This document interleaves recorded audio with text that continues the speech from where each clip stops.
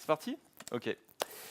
Euh, les gens versus les apps en JavaScript. Quelques petits retours d'expérience de certaines personnes qui font du JS. Donc il y a Napalm Dev, qui est un petit groupe bucolique, qui dit mais vous souffrez, mais pourquoi? Pourquoi? Il se pose vraiment la question. Il y a PNL ils ont plein de projets et ils ont de la richesse dans leurs âmes, mais ils ont de la misère dans leurs yeux quand ils voient ce qui se passe. Et donc il y a ce monsieur-là qui s'appelle Rich Harris, qui bosse au New York Times, qu'en est pas à son premier coup d'essai au niveau des frameworks front. Il avait sorti Reactive, donc c'est pas le premier coup d'essai. Donc il a de l'expérience dedans, mais il a déjà un projet qui marche moyen. Donc j'espère que Svelte et Sapper, ça ira un petit peu plus loin que celui-là.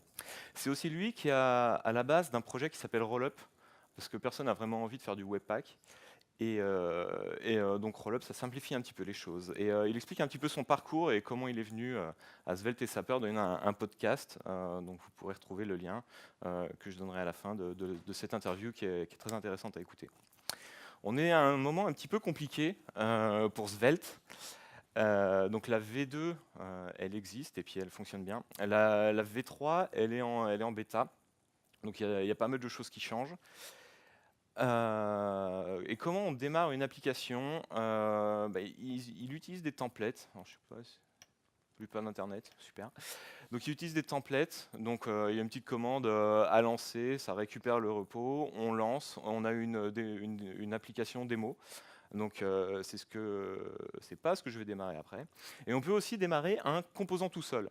Donc Svelte, si on regarde la première punchline pour la V2, c'était le framework qui disparaît. Donc au lieu d'avoir du code qui va être compris par un framework et puis de tout embarquer dans notre application, on aura juste du code qui est compilé qui est codé en Svelte, qui sera compilé dans du PureJS et de façon optimisée. Et du coup, ça fait des choses un petit peu plus légères et assez performantes. Et le truc de ouf, c'est qu'il y a des gens qui l'utilisent, donc au moins pour la V2. Donc c'est quand même intéressant. Et Svelte, c'est uniquement pour la partie front. Donc il y a un framework qui s'appelle Sapper. Ils réfléchissent un peu à changer le nom parce que le côté militaire, ça ne plaît pas à tout le monde. Mais qui apporte un certain nombre de fonctionnalités autour de Svelte, comme Offline First, Progressive Web App, rendu côté serveur, et il y a un template pour pouvoir démarrer une application, et on peut choisir si on veut faire du Rollup ou du Webpack. Donc, moi j'ai des demo time. Donc moi j'ai démarré mon application à partir du template, et on voit que ça marche pas du tout. Ça marche pas du tout parce que là j'ai segment qui n'est pas défini. Alors, notre application, on a un dossier SRC où il y a tout qui est contenu, donc c'est le template Sapper. Ouh, il faut que... refresh folder, voilà. Donc on a un dossier composant qui va contenir nos petits composants qu'on va pouvoir intégrer dans nos pages. On a un dossier route qui va contenir toutes nos routes. Donc le nom hors extension, ça va correspondre à une route dans notre navigateur. On a un fichier dans l'arborescence client.js qui va être notre point d'entrée JavaScript, un fichier serveur qui va être la partie Node.js. Donc par défaut, ça utilise un framework qui s'appelle Polka, qui ressemble un peu à Express, mais on peut utiliser Express, bien sûr. Un template avec... Est-ce que c'est assez gros? Dites-moi. Hein. Ouais, ça va. Un template avec quelque chose comme ça. Certains sont documentés, celui-là non, mais Sapper va injecter des choses à l'intérieur. Et je ne vais pas perdre plus de temps là-dessus. Maintenant, dans la V3, en fait, on fait plutôt des fichiers Svelte. Donc, je vais renommer ma nav, et puis je vais rafraîchir encore parce que voilà. Je vais renommer ma nav, et ma nav, en fait, elle va être incluse dans l'ensemble de mes pages. Donc ici, il faut bien sûr que je mette Svelte. Et on voyait le segment, ça marche pas. J'ai aussi l'erreur dans ma console. Peut-être grossir. Non, je ne peux pas grossir un peu, je ne sais pas pourquoi. Mais il me dit que ce segment n'est pas défini et que ce serait bien que j'ajoute un script pour pouvoir faire quelque chose avec ce segment. Donc on va regarder. Ici, on a du templating, donc une partie HTML, la partie du haut. On voit que segment, c'est utilisé, on en reparlera un petit peu après, et on a du style, du CSS, mais on n'a pas de script. Donc on va ajouter un script. Ok, ça je m'en fiche. Et ici, si je veux connaître segment à l'intérieur, souvent on fait un const, un let. Non, segment. Voilà. Mais on est dans un framework, on code en Svelte, et on va faire ça. Donc c'est un peu déroutant au début parce que dans les imports-exports qu'on a depuis ES 2015, les exports ils sont lecture seule. Donc là c'est un peu bizarre, mais on code en Svelte. Et du coup, là, ça me permet de déclarer au niveau de ce composant-là une propriété que je vais pouvoir injecter donc dans layout. Je vois que sur mon composant nav, ligne 18, j'ai segment. Donc cette écriture-là, c'est un raccourci pour ça. Donc une propriété à laquelle j'associe une valeur. Mais il nous met des petits raccourcis. Et du coup, là, ça devrait être mieux. Si je rafraîchis, great success. Et le segment, c'est quelque chose que, c'est une convention de Svelte, me permet de changer la classe sur ma navigation et de faire des soulignés. Super sympa. Je crois qu'il faut que je passe à l'étape d'après. Et que je regarde ce que j'ai à faire. Ok. Dans ma nav, je dois ajouter une page add qui va me permettre, qui est déjà créée ici. Alors c'est un gros formulaire.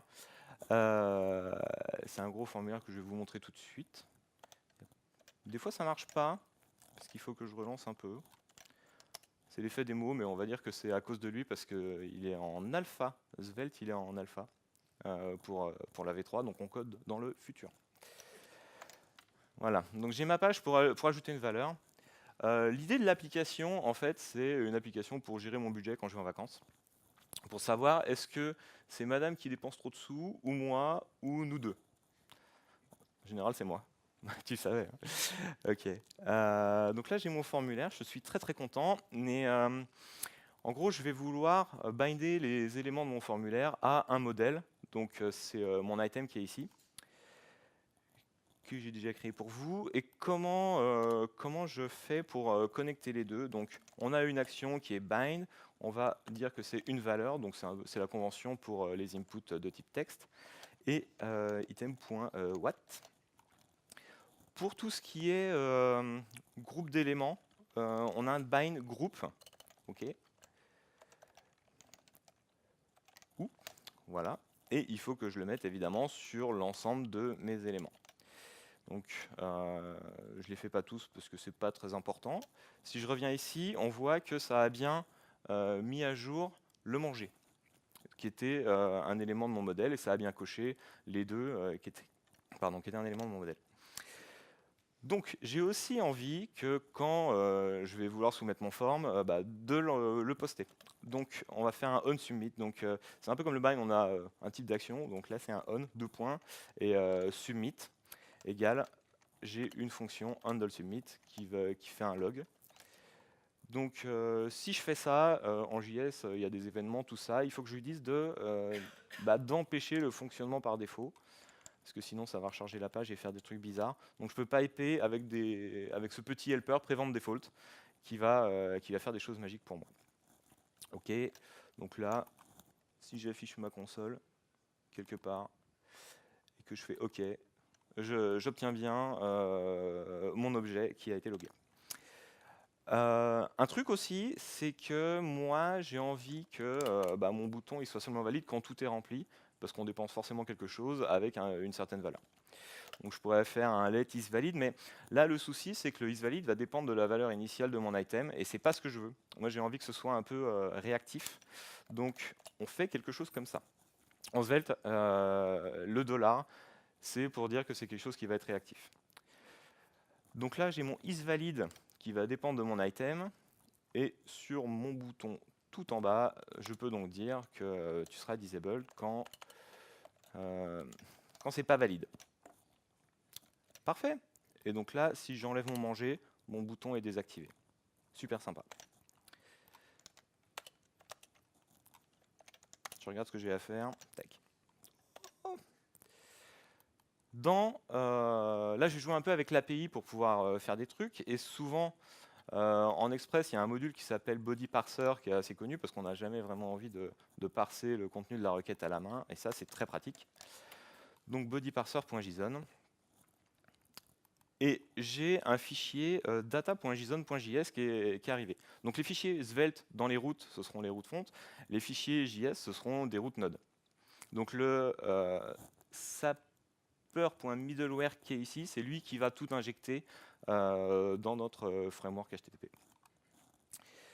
Donc il y a des conventions. Je vais exporter une fonction get qui prend une requête et une réponse. Et là, je vais utiliser un petit helper de Polka, send. Donc, je lui passe ma réponse, le code et hello Devox. Et je vais préparer un peu mon post. Donc, c'est la même chose, c'est une convention. Là, je peux faire rec.body puisque j'ai ajouté mon body parser. 201, j'ai créé un truc, je suis très content. Donc, je vais juste relancer une fois parce qu'il a toujours un peu des galères. Qu'est-ce que j'ai fait? Ah oui, const fonction, n'importe quoi. Vous auriez pu me le dire. Hein? Ouh. Il devrait être plus sympa là. Donc maintenant, si... Je pense qu'il faut que je relance. Voilà, si je fais un appel HTTP, HTTP ça s'appelle HTTPI, c'est curlant bien. J'ai bien mon Hello Devox, et si j'essaye d'envoyer quelque chose dessus, ça me dit bien que ça a créé, et j'ai bien eu mon log qu'on aperçoit en bas à droite en tout petit. Ok? Donc voilà, je vais passer à l'étape suivante.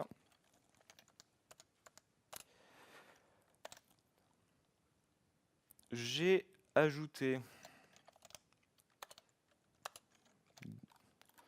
au cas où, je redémarre, j'aime bien. J'ai ajouté un élément que je vais mettre dans ma homepage qui va me faire une table avec mes lignes qui correspondent à ce qu'on a acheté. Donc là, j'ai un exemple où j'ai encore acheté du manger. Ah non, c'était pour nous deux. Ça a coûté 10 balles, c'était pas cher. Et on va faire un petit peu de templating. Donc, on va vouloir boucler sur notre tableau. Donc là, il n'y a qu'un seul élément. Dans la vraie vie, quand je vais ajouter à la fin, il devrait y en avoir plusieurs. Donc, j'ai un bloc qui s'appelle each. Donc, le bloc, c'est entre des accolades, un dièse pour ouvrir et un slash pour fermer. Donc, j'ai mon tableau, data as item, et j'ai importé un élément ligne qui a été créé auparavant. Et je peux donc passer mon item. J'utilise le raccourci, je ne fais pas item égale item. Et dans mon item, en fait, donc j'ai mon tableau, je veux faire des colonnes en fonction de qui a dépensé quoi. Donc je dois boucler sur mes éléments et je veux dire, bah, si c'est quelqu'un, tu vas mettre la valeur dedans. Si c'est pas quelqu'un, tu vas mettre un TD tout vide. Donc j'ai, en plus du bloc each, j'ai donc un bloc if, évidemment. Donc égale ou. Le ou, ça vient de mon item que j'ai fait récupérer ici. Et mon item, c'est ma props que j'ai sorti ici. On voit au-dessus un deuxième script avec un contexte égal module. Donc là, on est dans la partie ECMAScript 2015. Là, on ne va pas pouvoir faire des exports dans lesquels on peut écrire. Et cet élément-là sera partagé par l'ensemble de mes composants si je mets le même composant à plusieurs endroits. Donc là, j'ai mon if. Mon else, c'est avec 2 points. TD. Blep, tu te calmes. Donc voilà. Ouais, en fait, c'est ça que je veux faire, mais ça, c'est chiant parce que quand j'ai plein de lignes, je dois aller en bas et c'est pas très rigolo. Donc, effectivement, j'ai oublié d'importer ma table dans mon index. Donc, Borat, tu es très mignon, mais je m'en fous. Voilà. Et là, je remarque dans ma console que j'ai des erreurs CSS parce que j'ai des éléments qui ne sont pas inclus. Donc, le compilateur va être vraiment en amont en amont pour quand on fait le ménage, pour savoir ce qu'on n'utilise pas, et pour nous aider à pas faire n'importe quoi et à laisser traîner des choses inutiles. Donc j'enlève tout ça.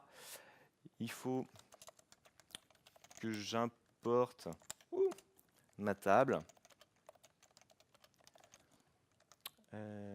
C'était quoi? Components. tab.svelte, et je peux l'utiliser ici. Et normalement, je dois avoir des trucs avec ma donnée toute basique. Ok.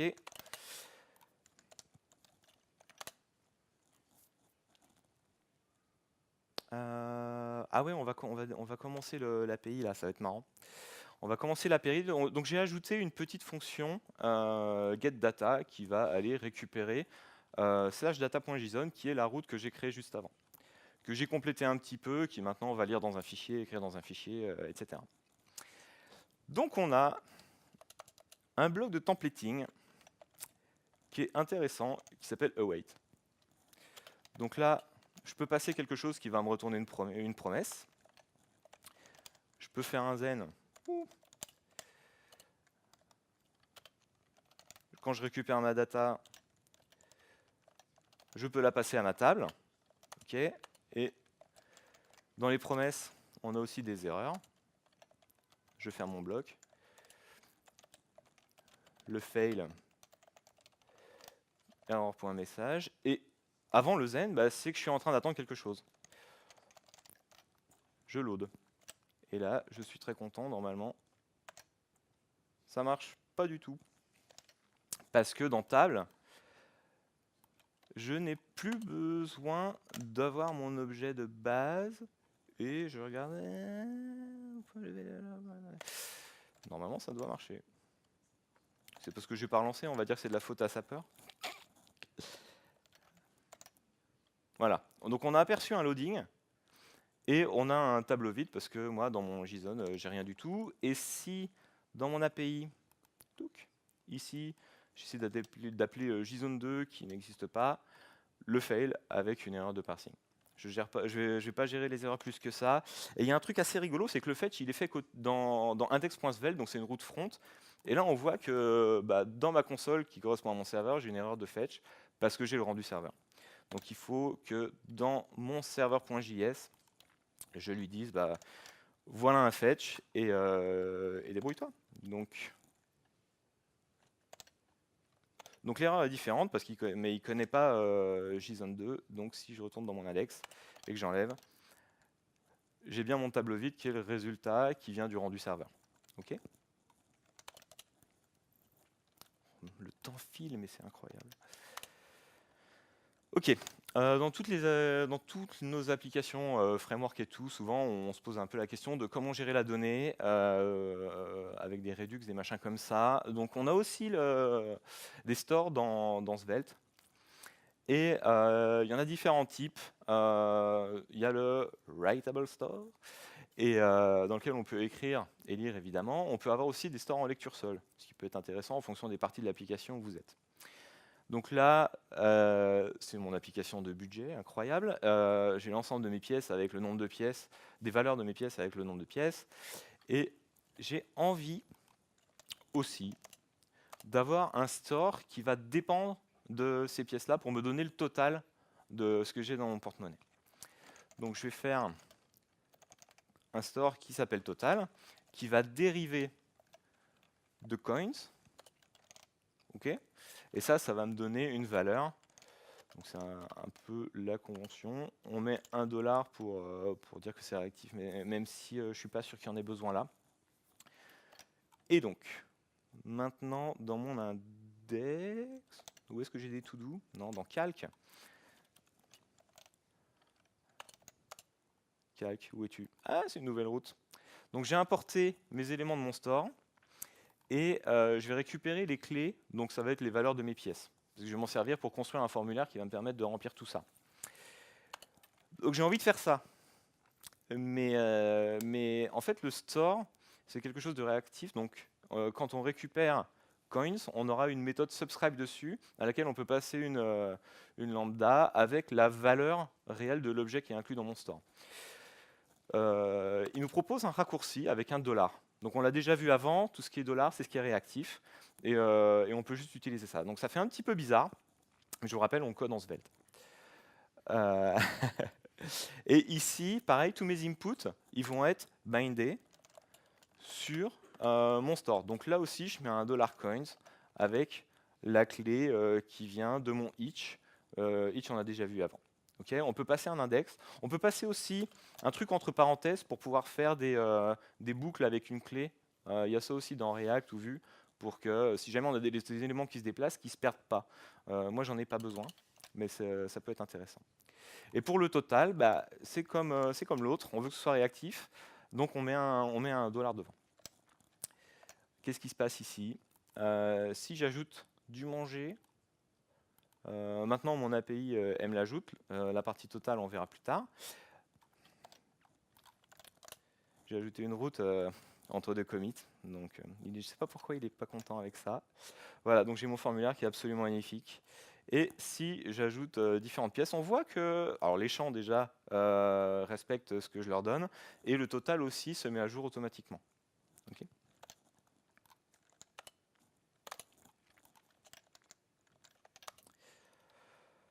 Store. Donc, store, il est ici. J'ai ajouté un store custom. Donc, on peut faire un store. Donc, il va être aussi accessible en écriture parce que c'est un writable. Et en gros, moi, je vais récupérer la donnée de mon API et je veux la filer à mon store. Mais ma donnée, je vais dire à mon store, bah, tu l'ordonnes dans le sens que je veux et tu mets les valeurs que je veux. C'est pas à mon composant qui va utiliser. Mon composant, il va juste utiliser la donnée. Et donc j'ai envie de faire ça là. Et c'est aussi pour montrer comment on peut le faire. Donc ce truc-là, je vais l'utiliser dans mon index. Ici. Donc si ma réponse elle est OK, history, update, data. Donc là, je ne mets pas un $history parce que ça me donnerait la valeur de mon historique, mais j'appelle bien la méthode update, celle que j'ai créée, à laquelle j'ai passé ma data, et il va faire sa tambouille à lui. Else, nope. Voilà. Content? Très content. Ici, bah du coup, ma table, je vais la connecter à mon store, donc j'ai pas besoin de passer la data ici. Je laisse quand même le await parce que je trouve que c'est mignon. Et ici, j'ai plus besoin de ma propriété data, ça dégage. Et ici, ce sera donc $history pour que ce soit réactif. Donc, qu'est-ce qui se passe maintenant? Je sais plus. Je suis où là? Ah, voilà. Non, je sais plus ce que je devais montrer. Bah non, c'est cool, c'est juste que ça marche toujours et que ça passe par le store.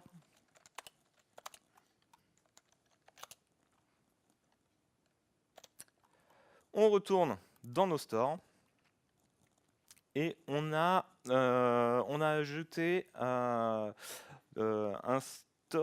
nouveau store. Enfin, on exporte un nouveau history total qui va me récupérer la dernière valeur. En gros, le store custom va à chaque ligne me mettre la valeur de où j'en suis dans mon budget. Donc, il faut juste que je reprenne la première ligne et que je récupère mon total. Et on veut un store dérivé du total de l'historique et du total des pièces pour savoir si je suis bien dans mon budget ou pas. Du coup, on refait un derive, mais là, on va passer un tableau de valeurs. Donc, on a total, history total, et je fais une arrow function cette fois, tiens. Donc là, j'aurai mon total, history total, et total, history total. Et normalement, ça doit marcher à un moment. Ici, j'ai importé un nouveau composant. J'ai importé mon isValid. Et ça va être sale. If $isValid. Je vais mettre sur mon body un joli tour. Je suis pas designer. Tac, tac. Et quand c'est pas valide, j'ai envie que ce soit rouge et puis que non, j'ai envie que ce soit rose parce que c'est ma couleur préférée. If.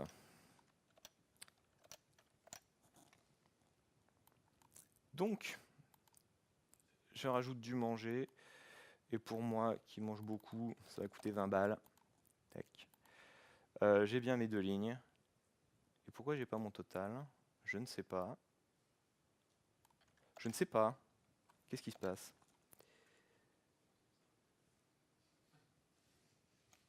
Si quelqu'un a une idée, dites-moi, lancez-moi un truc. Il faut relancer le serveur? Ouais, il y a moyen. Ah mais oui, parce que mon template il est plus bon, j'avais oublié un dièse. Merci à tous ceux qui n'ont pas soufflé. Ok. Voilà. Donc là, c'est rose parce que mon total il est à -30. Ouh là là, je suis en négatif. Et si je donc ajoute quelle petite pièce, voici, ça marche pas du tout. 30. Chelou. Ah, c'est peut-être à cause du -30. Ouais, il doit faire une valeur absolue. Bon, il y a un moment ça marchait. Ok. C'est une histoire de valeur absolue, je sais pas quoi, mais c'est pas grave. Il me reste combien de temps? 4 minutes. Je vais lancer le serveur. Ok. Jusque-là, on a vu des composants front qui nous pondent du HTML. Et il y a moyen de faire d'autres choses. Je ne sais pas taper, à chaque fois c'était là. On a moyen de faire autre chose. J'ai envie de me faire des petits graphes, parce que ça fait toujours bien d'avoir des graphes. Après, on peut les mettre dans les PowerPoint quand on fait de l'archi ou ce genre de trucs. Pour savoir qui dépense le plus et que ce soit bien visuel. Donc, je fais de la tambouille avec ma donnée et je vais faire un petit truc en SVG avec des barres. Donc là, on peut spread un objet, ça va faire les... C'est évident, mais ça peut être sympa. Comme ça, chaque clé de mon objet sera une propriété que je récupère ici. Et on note qu'il y a un svelte option namespace égale SVG au début. Parce que svelte, il sort de l'HTML. Ce composant-là va sortir du SVG. Et ça veut aussi dire que svelte pourra sortir différentes choses. Donc il y a un projet aussi, certainement en alpha, qui permet de faire du natif. Il me semble que c'est inspiré de Native Script. Il me semble que ça existe. Donc voilà, c'est assez cool. Mon graphe, il est ici. Je vais donc l'ajouter. Graphe. Pourquoi j'ai perdu résulte? J'ai plus résulte. Je vais mettre résulte dans un coin. Touc. Voilà. Donc, ouais, mon data.json avec mes valeurs, il est dans le Git et je le reset à chaque fois, donc c'est pas très malin. Mais voilà, donc là on a tous les deux dépensé 50, enfin, pour nous deux et pour moi on a dépensé autant, madame n'a rien dépensé du tout. Et on doit avoir, ouais c'est ça, on doit avoir -20, et ma calque, ouais du coup si je mets